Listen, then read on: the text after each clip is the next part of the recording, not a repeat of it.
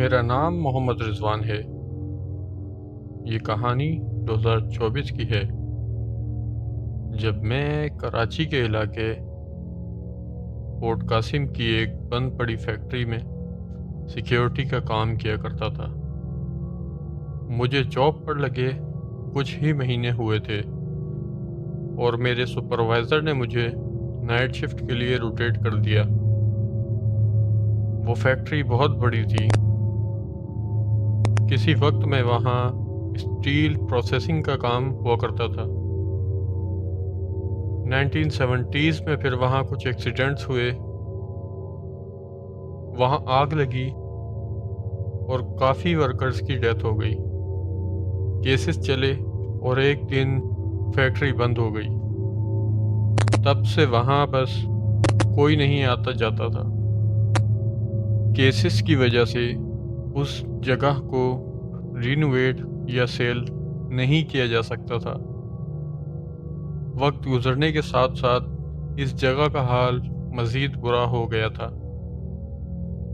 काली दीवारें, टूटी खिड़कियाँ, मशीनें जंग से भरी और एक अजीब सी वीरानियत। फैक्ट्री के अंदर एक अजीब सी स्मेल होती, जैसे जंग आलूद लोहे, जले हुए तेल और राख की। वहाँ रात की ड्यूटी पे 2 गार्ड हुआ करते और उस दिन के बाद से वहाँ रात के वक्त मैं और अशरफ भाई हुआ करते थे। उनकी उम्र लगभग 65 साल होगी। मेरा रूटीन सिंपल था। हर 2 घंटे बाद टॉर्च और कम्युनिकेशन के लिए वायरलेस सेट उठाना और फैक्ट्री में राउंड चेक के लिए निकल जाना। सबसे पहले गेट चेक करना, फैक्ट्री के ओपन एरिया का राउंड लेना, फिर अंदर के फ्लोर्स। फैक्ट्री में 2 मेन फ्लोर्स थे। नीचे स्टील प्रोडक्शन की मशीनें, फर्स्ट फ्लोर पे ऑफिस और सबसे ऊपर कैटवॉक सिस्टम। लोहे के ऐसे ब्रिज थे जहां से पूरी फैक्ट्री को देखा जा सकता था। नीचे मशीन्स वाले एरिया में बहुत ही अंधेरा हुआ करता। रोशनी के नाम पर मेरे पास सिर्फ एक टॉर्च थी। मैं टॉर्च की रोशनी से पूरी फैक्ट्री का राउंड लेता और आखिर में जाकर अशरफ भाई के साथ रूम में बैठ जाता। वो वाहिद एक जगह थी जो साफ थी। सर्दियों के दिन थे। रात के करीब 1 बजे मैंने अपना राउंड कंप्लीट किया। प्यास भी लग रही थी। मैं अशरफ भाई की तरफ जा रहा था। मुझे अचानक महसूस हुआ जैसे मशीनों वाले एरिया की तरफ कोई खड़ा मुझे देख रहा है। वो एहसास बहुत ही अजीब था, पर मैंने सोचा कि अभी तो मैंने पूरी फैक्ट्री का राउंड लिया है। 3 बजे और मैं अपना सेकंड राउंड लेने निकल गया। टॉर्च ऑन की, गेट चेक किए। प्रोडक्शन फ्लोर पर बिल्कुल खामोशी और अंधेरा। ऑफिस वाला एरिया भी क्लियर। लास्ट में ब्रिज पर चढ़कर देख रहा था कि मुझे कुछ हरकत महसूस हुई। मैंने गौर से देखने की कोशिश की तो ऐसा लगा कि जैसे वहाँ मशीनों के पास कोई चीज़ मौजूद है। मैंने कुछ देर रुक कर वहाँ से ही उसको देखने की कोशिश की। कुछ नज़र तो नहीं आ रहा था, लेकिन वो एहसास मौजूदगी। मैंने वायरलेस पर अशरफ भाई को सिचुएशन का बताया और मैं फ़ौरन नीचे उतर गया। मशीनों की तरफ जाना शुरू किया। प्रोडक्शन एरिया में इंटर होने के बाद मेरा हर कदम गूंज रहा था, लेकिन एक और चीज़ थी। मेरे अपने कदम के बीच कभी कभी एक एक्स्ट्रा सी आवाज़ आ रही थी, 1 सेकंड लेट, जैसे कोई मेरे पीछे सेम स्टेप्स रिपीट कर रहा हो। मैं रुकता वो आवाज़ भी रुक जाती। मैं चलता, आवाज़ वापस आने लगती। खैर मैंने एरिया चेक करा मगर वहाँ कोई नहीं था। मुझे ये चीज़ भी अजीब लगी। मैं अशरफ भाई की तरफ लौट गया। सुबह हुई, हमने पूरा वाकया अपने सुपरवाइज़र को बता दिया।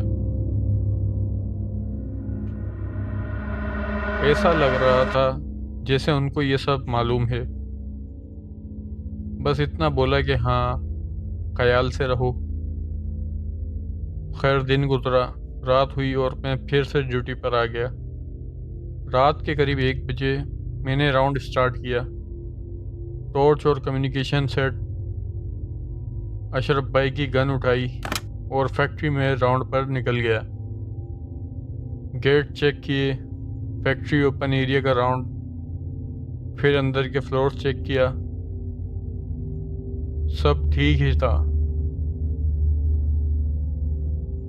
फिर मैं ऊपर चढ़ा, वही लोहे के ब्रिज पे। यहाँ से पूरी फैक्ट्री नज़र आ रही थी। नीचे बहुत अंधेरा। जहन में बस यही था कि अगर कोई नीचे खड़ा हो तो मैं उसे नहीं देख सकता, लेकिन वो मुझे देख सकता है। मैं उधर ही कुछ देर रुका, जेब से सिगरेट निकाली और पीने लगा। ब्रिज ठंडा था, हवा नहीं चल रही थी, लेकिन मेरी गर्दन पर ठंडी सी हवा लग रही थी। मुझे किसी की मौजूदगी का एहसास होने लगा। फिर वो आवाज़ आई, ब्रिज पे कदम रखने की, बिल्कुल मेरे पीछे। इस बार की आवाज़ बिल्कुल रियल थी। मैं फ़ौरन मुड़ा और वहाँ एक आदमी जैसी कोई मखलूक खड़ी थी। उसकी हाइट काफ़ी ज़्यादा थी, मुझसे बस कुछ ही फीट दूर। मेरी नज़र पड़ते ही वो अपनी जगह पर रुक गया, एक पैर आधा उठा हुआ, और उसके खौफनाक चेहरे पर एक बहुत ही भयानक सी मुस्कुराहट, और हाथ में एक लंबी लोहे की सलाख पकड़ रखी थी।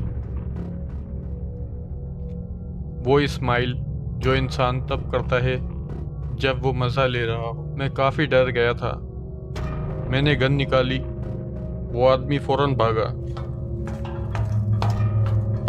उसकी दौड़ने की रफ्तार इंसानी नहीं थी। वो इतने अंधेरे में भागता हुआ जा रहा था, किसी चीज़ से टकराया तक नहीं। चंद ही लम्हों में मेरी नज़रों से ओझल हो गया। उसे दौड़ता देख मुझे यही ख्याल आया कि ये कोई चोर नहीं है और इस जगह से अच्छे से वाकिफ़ है। मैं डर चुका था। मुझे यकीन नहीं हो रहा था कि ये कोई इंसान है। मैंने अशरफ भाई को वायरलेस सेट पर बताया कि कोई है यहाँ। उन्होंने वहाँ से फ़ौरन पुलिस को कॉल की। मैंने उस ही ब्रिज पर वेट करा, बार बार लाइट से एरिया को चेक करता रहा। पुलिस आई, कंप्लीट सर्च किया गया। पूरी फैक्ट्री में कोई मौजूद नहीं था, लेकिन ऊपर के फ्लोर पर ऑफिस के गेट पे धूल में लिखा हुआ था उंगली से, ये जगह हमारा घर है, यहाँ आए तो मार दिए जाओगे। और सबसे बुरी बात, फैक्ट्री के कैमरे को चेक किया तो उसमें किसी को भी इंटर होते हुए नहीं देखा गया, लेकिन एक कैमरा में कैट वॉक पे मेरे ठीक पीछे एक काला साया चल रहा था, जबकि वहाँ कोई था ही नहीं। मैंने उस रात के बाद रिज़ाइन किया, मगर मेरे सुपरवाइज़र ने एक्सेप्ट करने के बजाय मुझे 1 हफ्ते की छुट्टी दे दी और कहा कि हम ये मामला सॉल्व करवा लेंगे। मैं अगले हफ्ते वापस ड्यूटी पे गया। लेकिन इस बार फैक्ट्री पहले जैसी नहीं लग रही थी। ऐसा लग रहा था कि बस यहाँ मेरा ही इंतज़ार हो रहा था। गेट बंद करते ही मैंने फील किया अंदर की हवा भारी है, जैसे रूम में बहुत लोग हों जो सांस नहीं ले रहे। मैंने रेडियो ऑन किया, वाइट नॉइस, फिर बीच बीच में कुछ और, जैसे कोई दूर से सांस ले रहा हो। कभी खामोशी, कभी शोर। मैंने रेडियो बंद करने की कोशिश की, लेकिन मेरी उंगलियां रेडियो बंद करते वक्त थोड़ी सी कांप गई। आज मैंने डिसाइड किया मैं सीधा ऊपर से राउंड स्टार्ट करूँगा, कैट वॉक, जहाँ वो आदमी मिला था। जैसे ही मैं ऊपर चढ़ा, मैंने देखा ज़मीन पर किसी के नंगे पैरों के निशान। देखने में बिल्कुल ताज़े लग रहे थे। मैंने निशानों के पीछे चलना शुरू किया और उस वक्त मुझे रियलाइज़ हुआ मैं निशानों के पीछे नहीं जा रहा, बल्कि ये निशान तो बिल्कुल मेरे ही कदमों के साथ बनते जा रहे हैं, जैसे कोई मेरे साथ चल रहा है। मैं अचानक रुक गया, लेकिन इस बार कदमों की आवाज़ नहीं रुकी। एक एक्स्ट्रा कदम आया, उसके बाद साइलेंस। मैंने पीछे नहीं देखा। कंट्रोल रूम पे पहुंचकर मैंने टॉर्च घुमाई और तब मैंने देखा गेट पे कुछ ड्राइंग सी बनी थी। वो ब्रिज और उससे लटका हुआ एक आदमी। मैंने रेडियो उठाया और अशरफ भाई से कम्युनिकेशन किया, लेकिन वो रेडियो काम ही नहीं कर रहा था। वो जैसे अपनी मर्जी से ही चल रहा था। ऐसा लग रहा था जैसे कोई मेरी आवाज़ कॉपी कर रहा था। फैक्ट्री में नीचे फ्लोर पर मशीन्स की आवाज़ आने लगी, कभी हल्की, कभी भारी, कभी बहुत तेज़। फिर रुक गई। उस वक्त मुझे समझ आया वो आदमी कोई चोर नहीं था, वो इंसान भी नहीं था, वो कोई दूसरी मखलूक थी जो फैक्ट्री की बिल्डिंग में ही रह रही थी। मैं नीचे उतरने लगा। हर कदम के साथ मुझे टेम्परेचर ठंडा महसूस होता जा रहा था। सांस से धुआं निकल रहा था। ऊपर के फ्लोर पर मैंने पहली बार क्लियरली सुना 2 लोग चल रहे थे, एक उसके कदम और एक दूसरे के कदम, फिर 3, फिर 4, फिर पूरी सीढ़ियों पर जैसे हज़ारों लोग सीढ़ियों से नीचे उतर रहे हों, जैसे फैक्ट्री की शिफ्ट चेंज हो रही हो। लेकिन लाइट्स ऑफ, हाल खाली। मैं भागना चाहता था, लेकिन मेरी बॉडी इतनी भारी हो गई जैसे मैं पानी में चल रहा हूँ। प्रोडक्शन फ्लोर पर पहुँचा और तब मैंने ऊपर ब्रिज पर मूवमेंट देखी। एक नहीं, 2 नहीं, बहुत से लोग ब्रिज पर खड़े नीचे देखते हुए। उनके चेहरे क्लियर नहीं थे, लेकिन उनकी गर्दनें थोड़ी सी टेढ़ी और लंबी।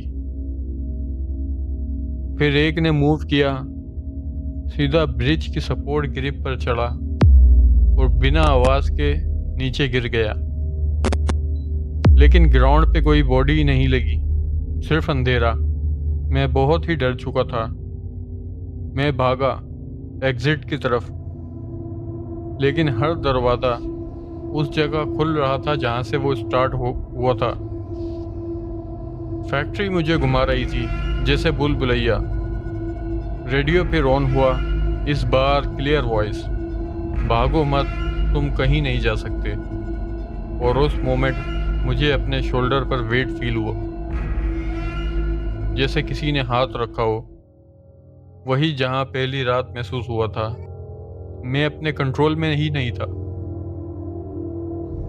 मुझे नहीं पता कैसे, पर इस बार मैंने मुड़कर देख लिया और गलती कर दी। वहाँ कोई खड़ा नहीं था, वहाँ कोई लटका हुआ था, बिल्कुल मेरे पीछे। ब्रिज के सपोर्ट थे, उल्टा लटका हुआ सियाह चेहरा, पैर ऊपर पाइप में अटके हुए, बॉडी नीचे, जैसे ग्रेविटी उस पर काम नहीं करती। चेहरा इंसान जैसा था, लेकिन स्किन मट्टी जैसी, जैसे मट्टी से बना हो, जैसे फैक्ट्री की राख से। और स्माइल वही खौफनाक स्माइल। बस इस बार उसके मुंह में दांत इतने ज़्यादा थे और आंखें एकदम लाल। मैं अपनी जगह जाम हो गया। वो चीज़ उल्टा लटके ही धीरे धीरे मेरे पास खिंचती चली आ रही थी। हड्डियों की आवाज़ आ रही थी। मेरा हाथ गन पर था, लेकिन फिंगर मूव नहीं हो रही थी। जैसे मेरे जिस्म पर कोई कंट्रोल ही नहीं था और बेहोश हो गया। जब मुझे होश आया, मैं ज़मीन पर गिरा हुआ था। मैंने आंखें खोली, देखा तो मैं नीचे प्रोडक्शन फ्लोर पर था। मशीनें चल रही थी, वहाँ इतने वर्कर्स काम कर रहे थे, उनके चेहरे जले हुए। फिर एक एक करके रुकते, सीधा खड़े होते और एक साथ वो सब मेरी तरफ मुड़े। उनकी आंखें नहीं थी और आंखों की जगह से कुछ काला लिक्विड सा बह रहा था। मैंने महसूस किया कि मेरे पैर ग्राउंड से हल्के हो रहे हैं, जैसे मुझे कोई हवा में उठा रहा हो। वो मखलूक मेरे नज़दीक आ रही थी। मैं हवा में था। मुझे वो चीज़ वापस ऊपर की तरफ उठा ले जा रही थी, उसी ब्रिज की तरफ। वो खौफनाक चेहरा मुझसे बस मेरे बिल्कुल सामने, बस कुछ इंचेस दूर। और तब मैंने चिल्लाया पूरी आवाज़ से। आवाज़ फैक्ट्री में गूंजी, फिर गूंज अलग हो गई, जैसे 100 से भी ज़्यादा लोग चिल्ला रहे हों। और ऑफिस के फ्लोर पर पहुंचकर वो चीज़ पीछे हटी, जैसे उसे आवाज़ से कोई तकलीफ़ हुई हो। उस चीज़ ने जैसे ही मुझे छोड़ा, मैं फ़ौरन नीचे कूदा, प्रोडक्शन से डायरेक्ट नीचे सीढ़ियों पर। इस बार दरवाज़ा चेंज नहीं हुआ, एग्ज़िट सामने था। मैं भागा अपनी पूरी ताकत से गेट तक। बाहर ठंडी रात की हवा, साइलेंस, वो खामोशी, कोई आवाज़ नहीं। गेट पर पहुंचकर मुझे वहाँ अशरफ भाई मिले। वो भी बेहोश थे। बस उस ही दिन मैंने जॉब छोड़ दी। कभी वापस नहीं गया, कभी कहीं सिक्योरिटी का काम नहीं किया। रूहानी इलाज भी हुआ, लेकिन आज भी मसला ख़त्म नहीं हुआ। काफ़ी वक्त गुजर चुका है। आज भी कभी मैं रात को उठकर चलने लगता हूँ घर के सहन में, और एक ही कोने में जाकर खड़ा रहता हूँ और दीवार पर कुछ लिख लेता हूँ। या कभी ख्वाब में वही फैक्ट्री, वही मुस्कुराहट, वही आवाज़ें सुनता और महसूस करता हूँ। वो फैक्ट्री अब भी खाली है, लेकिन वहाँ कोई गार्ड नहीं होता रात में, क्योंकि हर नया गार्ड तीसरी रात एक ही बात पे बोलता है, ऊपर ब्रिज पर कोई था। और जब पूछा जाता है कैसा दिखता है, वो कहता है इंसान जैसा।